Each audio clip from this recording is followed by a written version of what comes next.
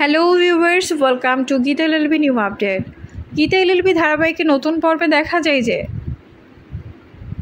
গীতা প্রিয়ঙ্গদা মুখার্জির বাড়িতে এখন আশ্রিতা হয়ে আছে।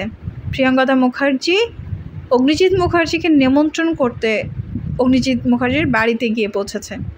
আর নিমন্ত্রণ করতে গিয়ে বাড়িতে ঢুকেই ঘুরতে ঘুরতে গীতা স্বস্তিকের রুমে গেল।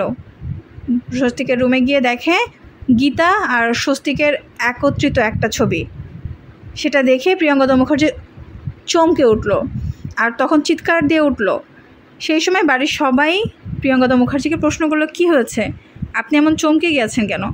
তখন প্রিয়ঙ্গদা মুখার্জি প্রশ্ন করলো, ছবির ভেতরে এই মেয়েটিকে? তখন সবাই মন খারাপ করে বলল, সে হচ্ছে স্বস্তিকের ওয়াইফ।